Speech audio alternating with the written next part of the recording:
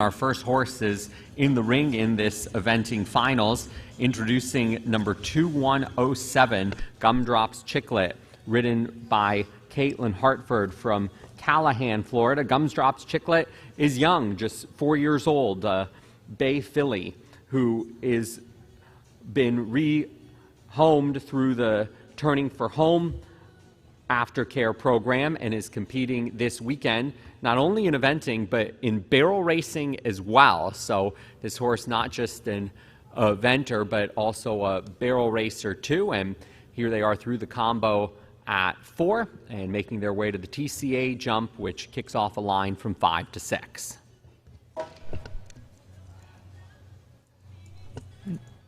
What a cool young horse. I really have a good time. Both I've done it within this competition and also just in my professional at my farm, but taking the young horses, you take a 4-year-old thoroughbred mare that really needs a job, and they really shine in this. This little filly is having a great time hunting down those distances, confident, really having a good time being in here. This is a cool one with a big future. Who likes to run? And we just ask that the crowd hold their applause until the pair comes down after this gallop, after the number 8 fence. And that's Gumdrops Chicklet,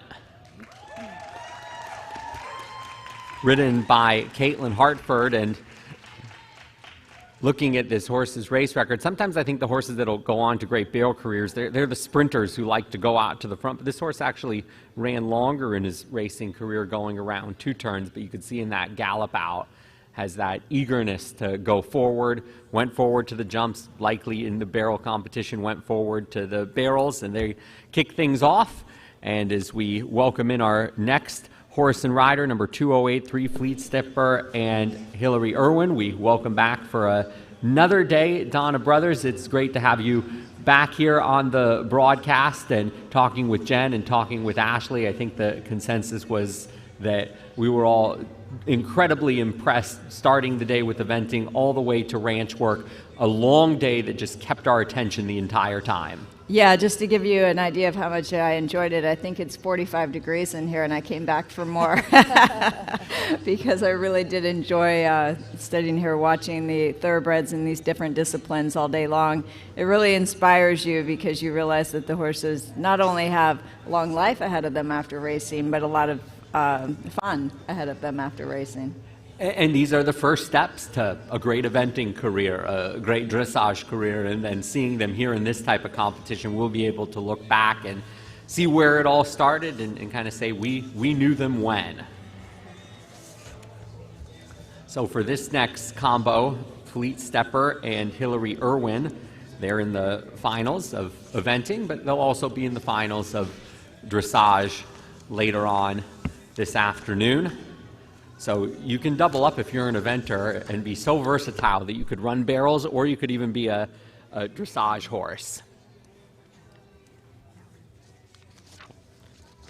The course that these horses are competing on, it includes 8 fences, 1 combo, an oxer to vertical at 4A to B, and after the first 6 fences, which look like the traditional stadium jumps, then bringing in some of the cross-country jumps in for the finale. Those are 7 and 8, and then after jump number 8, the riders will get the chance to show off these horses at a gallop, and that's always exciting to see with these thoroughbred former race horses.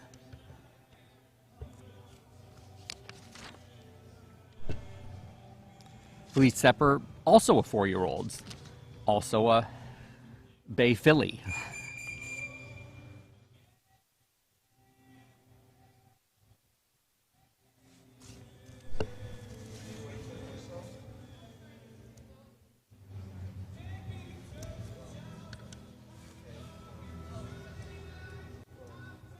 The judge is talking with Hillary, saying that in her start, she began before the judges blew the whistle, and so just sorting through that the judges taking their time after each horse goes to assess the score that they want to give, because this, Ashley, isn't just a normal, show jumping round where all you got to worry about is, did you get over the fence? What time did you get over the fence in? But actually, like, how you do it is how this competition is judged. Yeah, everything is subjective. So it's not just, as Jonathan said, get over the jumps, how many penalties do you have? They're all being evaluated on how well they do these jumps, how the horse looks, the overall impression, and the quality of the jump. So I was sitting closest to the judge and Hillary, and it seems that Hillary had some confusion in that when they told her to go at the end gate, she thought that meant go, as in start your round, and she didn't realize that she had to come out and wait for the whistle from the judges, and so the judges have asked her, I don't know if she'll begin again or if they've said, oh, I'm sorry, you're eliminated. I wasn't able to catch that part, but I guess we'll find out here very soon. And this moment is something I think it's also important to put the spotlight on the horse, because how does the horse react to, all right, we're starting, we're doing our thing. Okay, now we're stopping. Now we're stopping and we're looking around at the big screen and looking around at all the stimulation. So we'll see how they choose to handle this, but it's something that it's not just about the competition itself, but also the experience that the horse, as a young horse that's new to all of this, will be able to take away from this moment. And we talked about the first one, really liking to come out and do their job and be very keen on this. And this is another 4-year-old who, and now I'm sure the rider is understandably a little bit unnerved, and the horse is just calmly walking and waiting to figure out what's going to be asked next of her. And that, again, with such a short time, even if you know horses, a year to spend with a horse is really, really not a lot of time. I found in that time you really start truly understanding what makes that horse tick, around a year and a half. So they're just the beginning of the partnership and understanding each other. To be able to come in this questionable environment where it shows that neither of them really know what's going on, and to be able to kind of team up and do what's best Ashley, really speaks a lot for them. Does it help that Hillary is listed as a professional rider? Do you think that'll help her to be able to sort of shake this off a little easier? I'm not going to say a black and white yes, but in general, professionals are professionals for a reason. They've had a lot of experience with that, and generally they've also, I found a lot of perspective of what I do and how I teach others. So if you're a professional, generally you're not just riding your own horses, you're riding other people's horses, and you're coaching as well, and you can gain a lot of perspective on helping teach others and help others learn how to focus and relax and recover from challenges. Mm-hmm. So being a professional, you generally have a little bit more opportunity to learn how to recover for something like that. Yeah. And I noticed that Hillary is leaving and that they are adjusting the course from the horses that were doing the novice heights to the beginner novice heights. So I think that for starting before the whistle, that's one of those, eventing can be a very cruel sport in that. Do you know about that, Jonathan? I think every eventer speaks from experience when they say it. And yes, I think the professionals probably handle it a little bit better because they've been through it a few more times than an amateur rider. One thing about this, she did make the finals, so she came in second, which means she was probably sitting fourth. So you still get to go through worst case scenario. I think she would end up fifth. Actually, with a horse that was spun at the jog yesterday, I think she'll end up fourth. So this isn't, It's still a win for the week, but I can imagine this is a very big lesson. There's a lot to be learned from this, and there's a lot of emotions, and this is a new environment for a lot of people. So. Well, she was excited to go. You can't blame her for that. I've had those moments where I enter the ring and I'm like waiting to hear this whistle, which it's windy. I don't know if I can hear it, and And the horse senses, like, is he nervous? What is he doing? I'm like, did you blow the whistle yet? I go. I have learned if there's ever any question, it's worth an ask. So if you're not sure of what to do and there's kind of this ambiguous phase, there's generally, it's a positive thing to go up and be like, was that my whistle? Am I waiting for something? And generally the judges appreciate that more obviously than making the assumption and going. Yeah, that's a really good piece of advice coming from a horse trainer who's been there and done that. I've definitely asked judges, I'm like, hey, was that me? Especially in the dressage when you have multiple arenas going and one's a whistle and one's a buzzer cowbell. and one's a cow and One's an electric whistle. Yeah. Is that me? What am I listening for? It's always a good thing. You want to respect your judges. You want to acknowledge them. I make it, even when I do the little fun schooling shows with my students, I make sure they go and acknowledge the judges and do their salutes even when they're not required and go and thank their judges afterwards. Those judges are, especially at this show, this is a long day. They're here the same time we are, and they have a very important job, and you need to recognize and appreciate that. Well, and aside from showing respect, it gives your young riders something to focus on besides going in and getting that first jump, right? They go in and they go, the first thing I have to do is acknowledge the judges. And so, yeah, it takes their mind off of the task at hand just momentarily. Yep. So our previous competitor, Fleet Stepper and Hillary Irwin, were excused for beginning their round before the whistle. Then there was a course change inside the TCA covered arena as two of the finalists jumping at the novice height of 2:11, and now the course adjusted to the beginner novice height of 2:07 for the final two competitors. And next to go, number 2143, is John Want Revenge, ridden by Alexandra Wickstrom from Clifton, Virginia. Competing in dressage and eventing this week, and we will be seeing Fleet Stepper back here in the TCA covered arena during the finale, as they will be in the finals for dressage.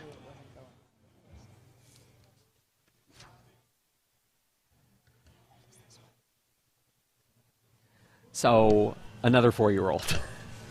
Yes, this 4-year-old, though, has quite a race record. He did at least start 13 times, but he did not distinguish himself as a racehorse, let's just say that, and hopefully he'll distinguish himself as an eventer. He earned $7,200 in his 13 starts.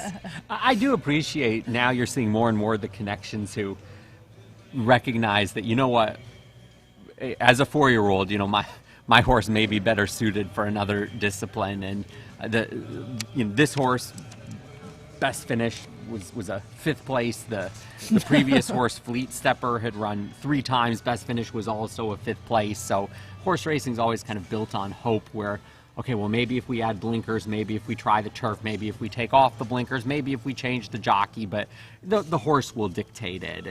And for race horses, they have to, it's already a high stress, high stimulation environment, and some of them take to it more than others, and the ones that don't, they may take to something else like eventing. And Ashley, one of your horses that competed in eventing at the Thoroughbred Makeover was just like the makeup of these other race horses. She also happened to be a young 4-year-old filly as well. And she absolutely loved her job, and that's what you need. And she was also a terrible racehorse. I believe she made $147 on the racetrack. So there is a place for all of these horses, and if it doesn't matter how they're bred, if they're not just really successful as racehorses, this competition shows there's another place for them. Speaking of the breeding, Just Want Revenge is by I Want Revenge, who was the Kentucky Derby favorite and scratched the morning of the race. So you can imagine the disappointment there. Might have been just a little bit more than Hillary had in that last round. A little. But he's certainly bred to be able to get that kind of stretch that we see from him right now. And my impression of this horse is he is very green and really enjoys, but he is not the take charge. He's looking for his rider to take charge, and he did everything that was asked of him. But the fillies were, I want to take that jump, I'm going to hunt down that distance, and we're very independent thinkers. And he was looking great horse. There's a positive to that too, but tell me what to do and I will do my best to do it. He wasn't hunting the jumps, he was asking for the cues. Yeah.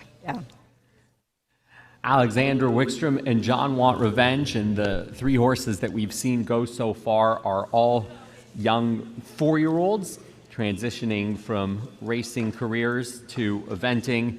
The first two were fillies, and then this one was a gelding. And Ashley, you were mentioning on the broadcast sponsored by Maryland Jockey Club that we saw a difference in temperament between the two fillies and the gelding, maybe a difference in temperament between boys and girls, it seems like. There is that general idea that some people like mares because of that intensity, some like the geldings because of their rideability. It's all kind of a superstitious thought, but we kind of saw that today where it looked like those young fillies were really forward thinking, looking for their distances, going forward kind of independently, whereas as the gelding, very lovely, but was more laid back and was waiting and not really even unsure, but just waiting to be told how and what to do. You know, my mother was a jockey before me, and one of the pieces of advice that she gave me early on is that with the fillies and mares, you need to ask them to do something, and with the colts and geldings, you can generally tell them to do it, and they like to be told. But the fillies and mares need to be asked, and they are willing to do it. That was a perfect explanation of the young horses we've seen so far today. So I'm glad we've established how this broadcast is going to go for the rest of the day. You just tell me what to do, and I'll do it. Next to go is KALIE BECKERS, bridle number 2062 on the Commissioner.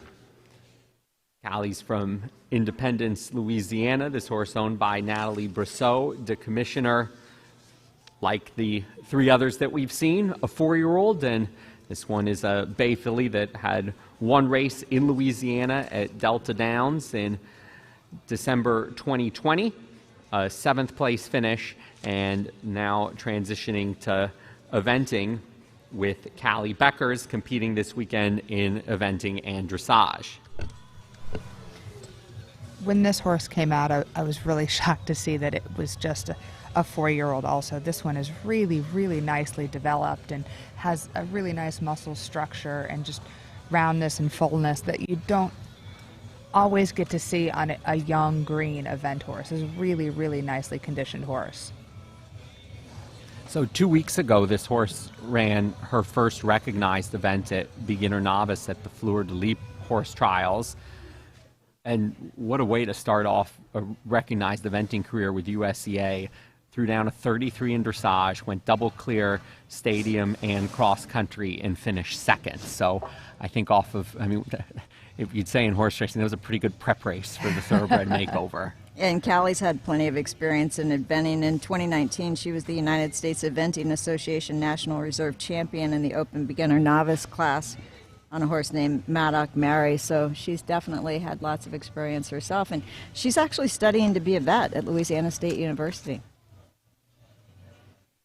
That means this is a relatively young pair, and don't know if this one is for sale or not. I think the mare will be successful with anyone, but I think this pair together could really, really do a lot of good things in eventing, and that's a pretty great gallop right there.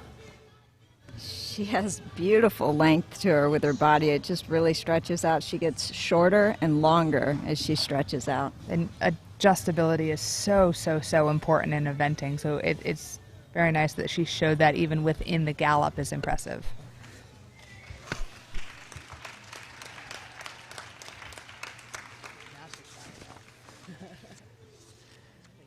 She'd be one that's fired up now. She'd come back and do a show jumping now. It'd be like legend. KALIE BECKERS and the Commissioner, who competed in their first recognized event for USEA a couple weeks ago at the Fleur de Lis horse trials. A 2nd place finish at beginner novice, finishing on their dressage score of 33, a great prep for their competition in the Thoroughbred Makeover.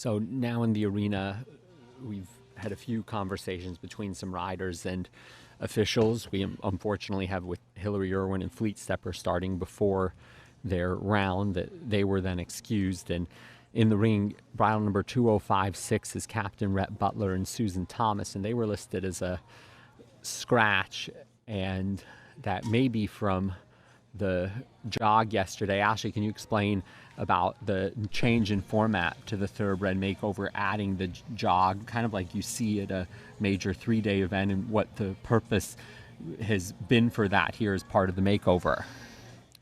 It's just another step in assuring the wellness of all of the horses here. Any of the FEI recognized events, and I believe even in dressage they do the trot ups to evaluate throughout the competition the soundness of the horses. So it is a new component of the makeover where all of the horses that made the finale were asked to present for a trot up, where they stand in front of the judge, they walk and then trot, and then they're told whether they're passed, whether they are accepted, or what they call is spun, meaning that the horse may had some issue, and it could be very minor, but something that might stop them from continuing to compete at their highest ability. So there may have been some confusion on whether or not that had happened with this horse yesterday. So we're all kind of sitting and waiting to see what the resolution is. Ashley, with the Land Rover 3-day event, they'll either be passed or they'll be held, and they can represent. Are they offered that opportunity here? Or Yes, they did have that. You either are accepted, you can be held, or some just don't even get the opportunity to be held, and they're spun. So yeah. Once you're held, you have an opportunity to represent, and then at that point you either are accepted or spun. So there's 3 different options that might happen on your first go. Susan did come over to us and said never a dull moment. At least it's nice to see this good-looking gray Captain Rhett Butler, and I think Ashley got word. She's clear, so we are going to get to see her round. We do have one more horse and rider to go, originally listed as a scratch, but is competing here, number 2056 in the ring, and we're all going to be very happy to see this good-looking gray Captain Rhett Butler, ridden by Susan Thomas.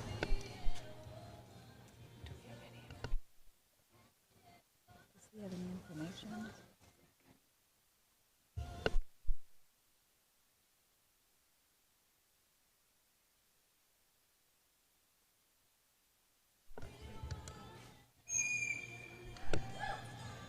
There's their whistle to go. Captain Rhett Butler, 4-year-old, like every other of the finalists, so now very much in the spirit of the Thoroughbred Makeover with this class of 2021 and the young, promising horses. This is a 4-year-old who was bred in Florida, raced in Florida at Tampa and Gulfstream, and had 2 wins in 4 starts, and came off the track in August of 2020.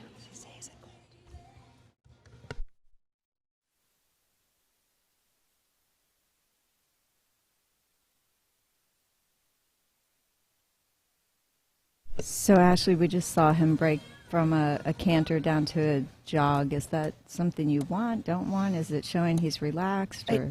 I think it was for a simple lead change. I didn't see because it was right in front of us. It's not necessary in a normal event and show jumping. It would be inconsequential. It really doesn't matter because you're not getting style points. It is very objective. What was your time?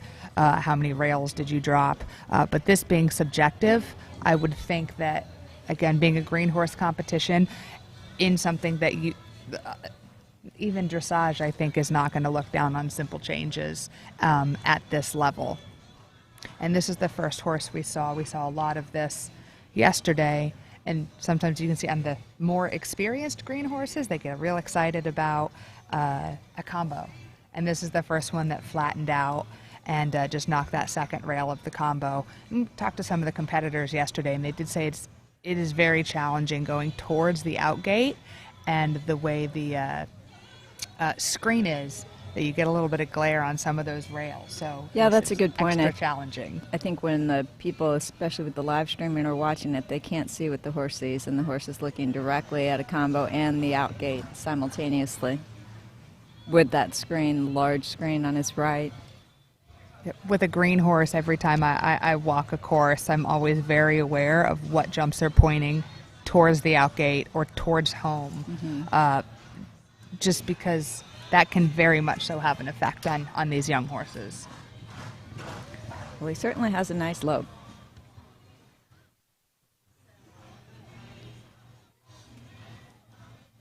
It's a very strong group of 4-year-olds that we've seen in this group.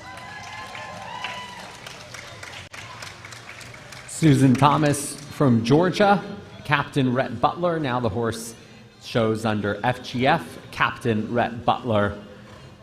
First recognized event came at Chattahoochee in September, finishing in 4th place, and then a 3rd, most recently a Poplar place just 1 week ago. And all 5 of the finalists for eventing sponsored by Tipperary were 4-year-olds, and showing quite a lot of promise early on in their eventing career. We're back to action inside the TCA covered arena and giving you an update about the eventing discipline sponsored by Tipperary. There has been a change in ruling for one of the previous riders, number 2083 Fleet Stepper and Hillary Irwin.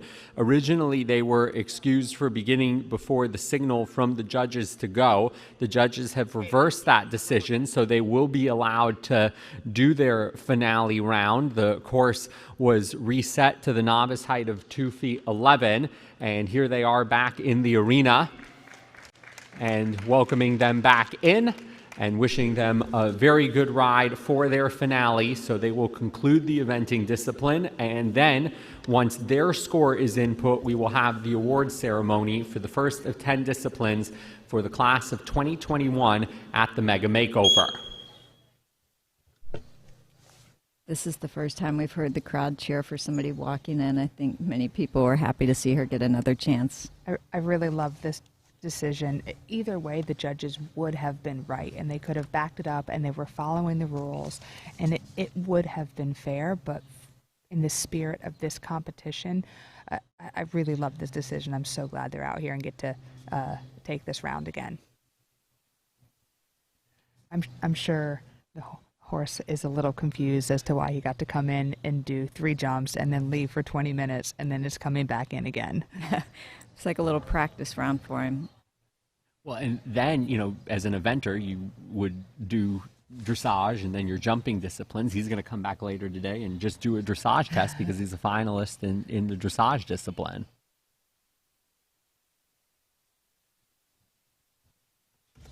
We keep saying he, and this one's a she, It's another part of me, 4-year-old yes. mare. I think I called it a he also, but one of the things I do love about this horse's race record is that it raced twice at Belmont to no distinction, and then ran once at Monmouth, also to no distinction, made him claiming 25,000, but they went ahead and moved it on from there. Instead of racing it at a smaller racetrack for a lower price, they allowed him to find something that suits him better than racing. We talk a lot in the racing about the one more race syndrome. Yes. It's like, oh, well, if we just do this one more race, maybe something will come of this one. And I really love to see connections that just understand, look, this is a quality horse. There's a whole life ahead of him or her, and let's honor that horse and do the right thing and give them the opportunity to excel somewhere else. Absolutely.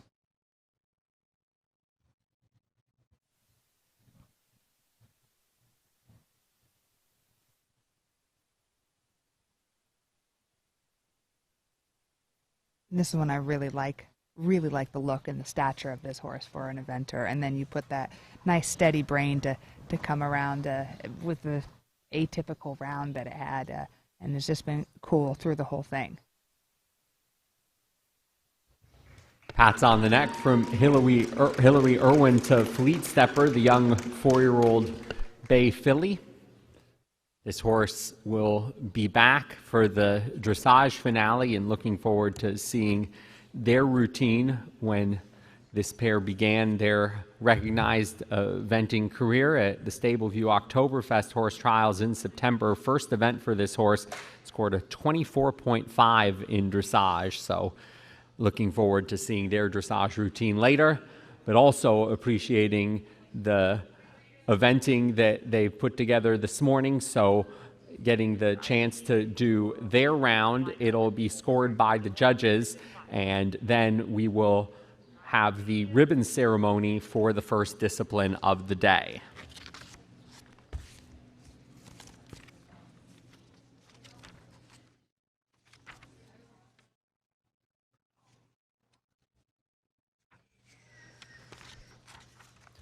One of the special awards that we'll be presenting to a winner in this first discipline, there'll be a number of special awards given throughout the day, and one of the horses in this discipline eligible for the Turning for Home Award, which is sponsored by the Pennsylvania Thoroughbred Horsemen's Association's Turning for Home program.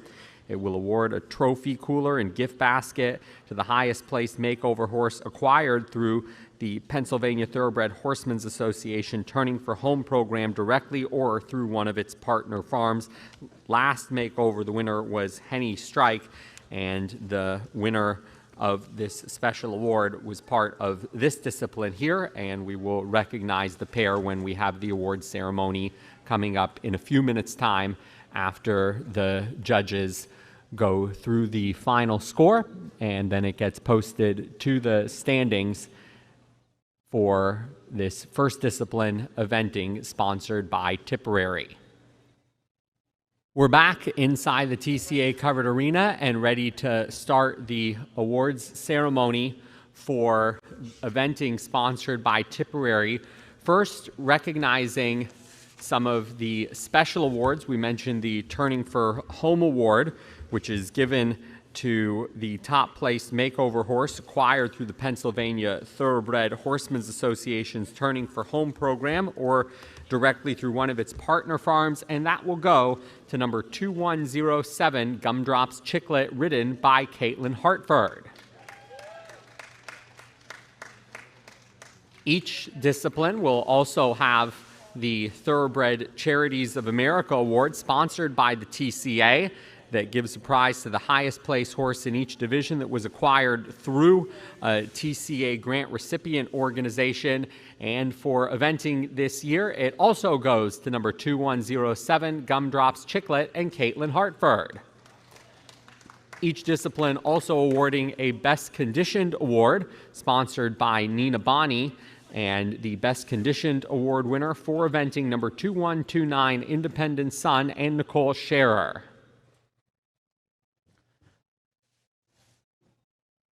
Finishing outside the top 10, but finishing as the top junior rider in the division, number 2315, Amara Barker, aboard Zeppelin Ride.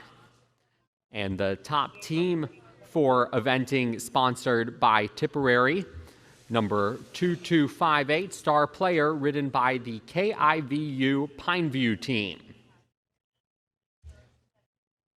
And now to recognize the top 10 in eventing. Finishing in 10th place, number 2006, Alien Invasion, ridden by Lori Miller.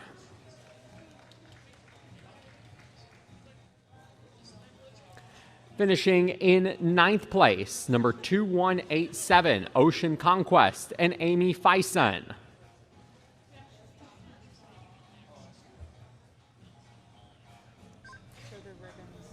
8th place, number 2129, Independent Sun and Nicole Scherer.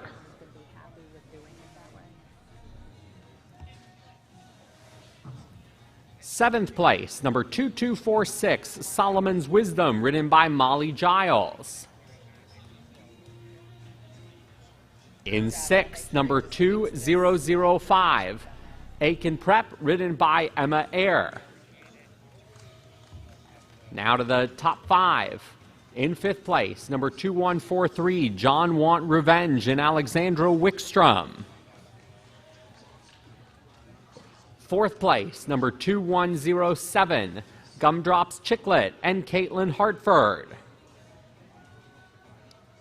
In 3rd place, number 2056, Captain Rhett Butler and Susan Thomas.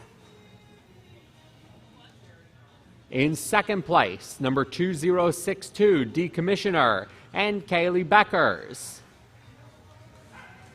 And the winner of eventing by Tipperary for the class of 2021 at the Retired Racehorse Project Mega Makeover with the score of 319.65. Congratulations to number 2083 Fleet Stepper and Hillary Irwin.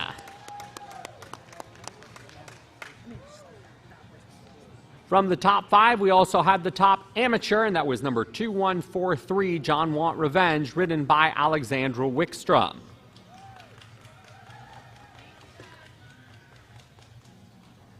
Congratulations to the top finishers for eventing sponsored by Tipperary. 1st place, Fleet Stepper and Hillary Irwin.